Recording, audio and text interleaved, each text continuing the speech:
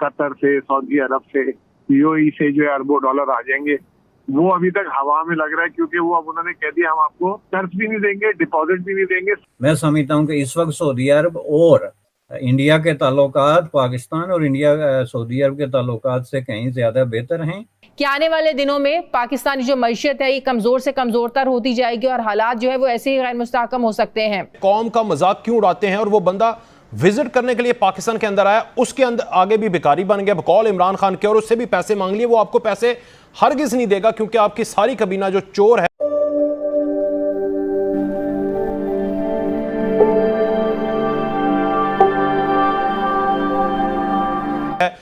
اتنی بڑی تعداد میں انڈین ورکرز جو ہیں وہ سعودی عربیہ میں کام کرتے ہیں, بہت بڑی تعداد میں زر مبادلہ وہاں پہ جاتا ہے, اوپر سے یہ انویسٹمنٹ کے انیشیٹو ہے. آپ کے حکمران وہاں جا کے تو یا تو یہ کہتے رہے کہ ہمارے لیے خانہ کعبہ کا دروازہ کھولو, ہمیں اوپر والے چھت تک جانے دو.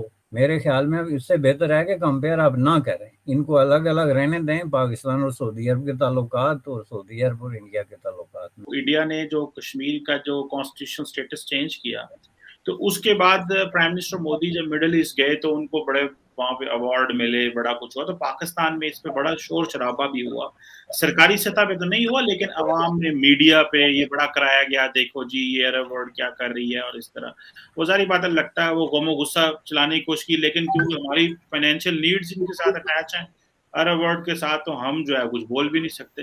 لیکن ایک چیز میں ڈاکٹر صاحب آپ سے بریسا صاحب میں آپ سے مزید پوچھنا چاہتا ہوں, اور وہ یہ ہے کہ ابھی میں دیکھ رہا تھا جو پریس ریلیز جاری کی جو ایکسٹرنل افیئرز منسٹری ہے انڈیا کی, انہوں نے کہا جی کہ ڈاکٹر جے شنکر اور جو سعودی کاؤنٹر پارٹ ہیں وہ political, security, social, cultural cooperation پہ بات کریں گے, پھر وہ جو ہے جوائنٹ ورکنگ گروپ بنائیں گے پولیٹیکل ایشوز پہ, legal, security, social, cultural issues کے اوپر.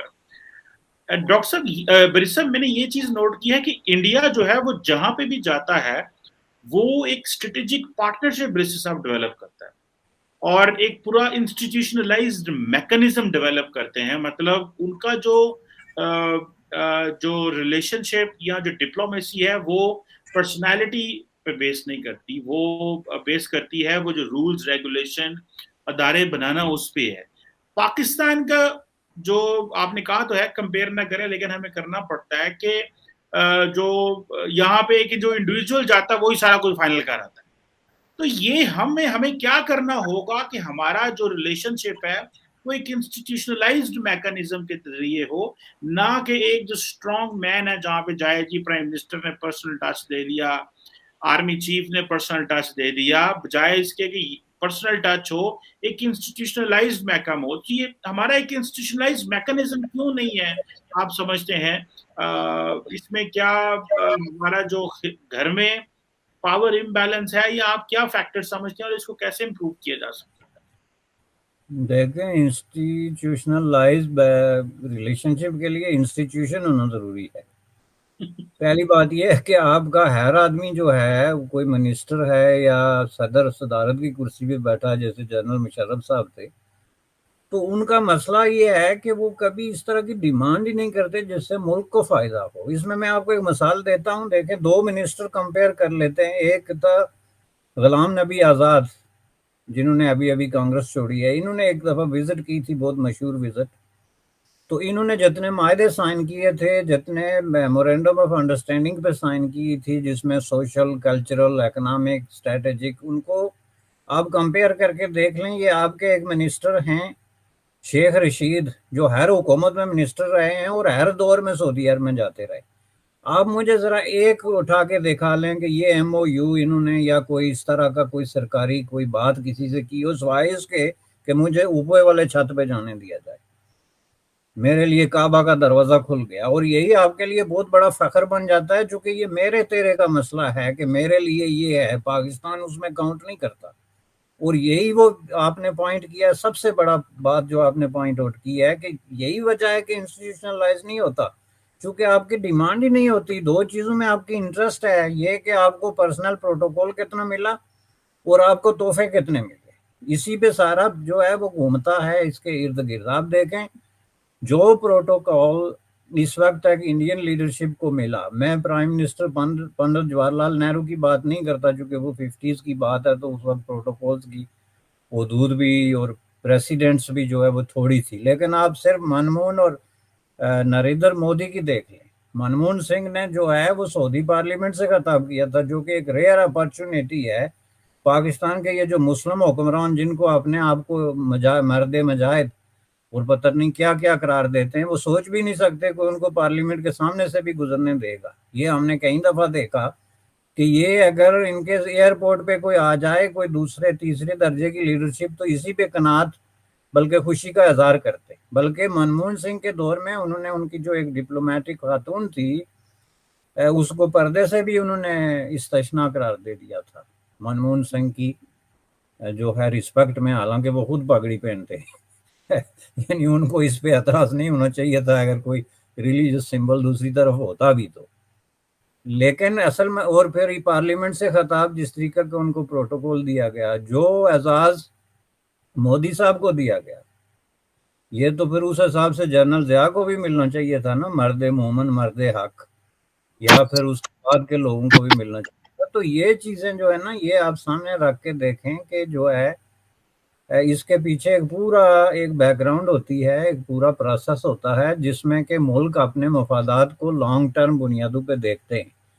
پاکستان سعودی ریلیشن شپ جو ہے وہ ہمیشہ اس طرح چلتی رہی کہ جو شخصیت بیٹھی ہوئی تھی اس نے سعودی عرب کو استعمال کر کے اپنے اقتدار کو 2-4 سال آگے کرنے کی کوشش کی، یا اپنے کرائسس سے نکالنے کے لیے سعودی ایمبیسی اور سعودی سفارتکاروں کا استعمال کیا. یہ ساری چیزیں جو ہے نا جب تک چلتی رہیں گی اس وقت آپ کسی بہت بڑی بریک تھرو کے جو ہے وہ بات نہیں کر سکتے چونکہ اس میں انسرٹنٹی ہے. تیسرا جو ہے وہ سعودی عرب والوں کو بھی پتا ہے کہ پاکستان میں اصل ڈیسیجن میکر کون ہے، اور ان کو پتا ہے کہ یہ جو لوگ کوئی صدر بن کے یا وزیر بن کے آتا ہے ان کی اہمیت کتنی ایک ہے اور یہ کتنی ایک ویٹ رکھتے ہیں اور ان کی ڈیسیجن میکنگ کیا ہے، تو اسی حساب سے وہ ڈیل کرتے ہیں. یہ پرابلم ہے. بالکل ٹھیک ہے کہ اسی حساب سے وہ ہمیں ڈیل کرتے ہیں.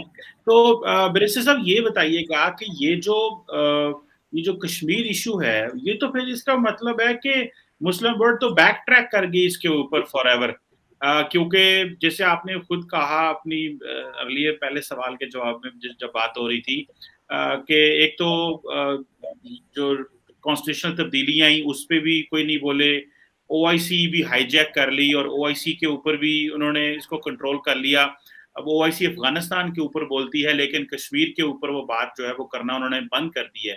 تو یہ پاکستان کو پھر کیا خاموش ہو جانا چاہیے، صبر شکر کر لینا چاہیے، یا کہ امید رکھنی چاہیے کہ جب کبھی حالات بہتر ہوئے تو جو او آئی سی دوبارہ جو ہے وہ ہمارے حق میں بولے گی، کیونکہ فی الحال تو لگ رہا ہے کہ او آئی سی کا جو کھاتا ہے وہ تو گول ہو گیا. نہیں، پہلی بات یہ ہے کہ او آئی سی جو ہے نا وہ اب اس اسٹیٹ آف مائنڈ سے نکل گئی ہے. یہ میں آپ کو کلیئرلی بتا دوں. اب او آئی سی کا نیکسٹ چیلنج اگر کوئی ہوگا پاکستان کو وہ یہ ہوگا کہ وہاں پہ انڈیا کو جو ہے وہ ممبرشپ دی جائے یا نہ.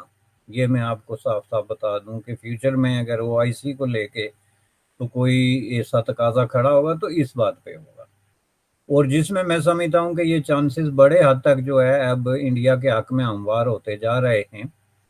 دیکھیں جی اس وقت انڈیا کے پاس سیکنڈ لارجسٹ پاپولیشن ہے مسلمانوں کی، اور ظاہر ہے اگر یہی حال رہا تو آئندہ 10-20 سالوں میں فرسٹ لارجسٹ ہو جائے گی وداؤٹ اینی ڈاؤٹس. تو آپ دنیا کی سب سے بڑی پاپولیشن کو آپ کو ماننا پڑے گا. اب یہ انڈیا کے اندر بھی یہ سوچ ڈیولپ ہونا بہت ضروری ہے کہ انڈیا کے جو مسلمان ہیں وہ عوام ہیں. اب ان کا کوئی مذہب ہو لیکن عوام کی کیٹیگری سے باہر تو آپ ان کو نہیں رکھ سکتے نا. تو اتنے بڑے عوام کی اگر کوئی ریلیجیس ایتھنک کوئی سوشل ایفیلیشنز ہیں تو اس کو بھی کوئی جو ہے وہ اس طریقے سے اگنور نہیں کر سکتا، خواہ وہ سعودی عرب ہو یا کوئی اور ملک ہو. اور محض اس بنیاد پہ کہ پاکستان میں کچھ لوگ اسلام کے نام پہ اقتدار سے چمٹے ہوتے ہیں اس لیے ان کے کہنے پہ وہ انڈیا کی اتنی بڑی مسلم پاپولیشن کو یا عوام کو دھتکار دے کہ نہیں جی آپ سے ہمارا کوئی تعلق نہیں. یہ تو ہو نہیں رہا، ہو نہیں سکتا. اور یہ جو ہوا ہے غلط ہوا ہے، یہ میں آپ کو ہسٹری میں بتاتا ہوں. یہ اس لیے بھی غلط ہوا ہے کہ آپ اگر گیانا کی ایک جو ہے وہ جیسی کنٹری کو یا کسی کیریبین کنٹری کو جہاں پہ مسلم حکومت نہیں بھی ہے، محض اس بنیاد پہ کہ وہاں پہ 30-35% مسلمان ہیں، ان کو آپ OIC کی ممبرشپ دے دیتے ہیں لیکن انڈیا کو نہیں دیتے جس کے پاس سیکنڈ لارجسٹ پاپولیشن ہے، تو آپ بھی غلط کر رہے ہیں۔ اور ظاہر ہے کہ یہ دنیا اتنی سیاہ و سفید نہیں ہے، یہ بھی مجھے کوئی مغالطہ نہیں، لیکن جہاں آپ اتنی بے اصولی کی پالیٹکس کرنا شروع ہو جائیں اور چھلانگیں لگانا شروع ہو جائیں، وہاں بلاخر آپ کے راستے جو ہیں وہ بند ہوتے ہیں۔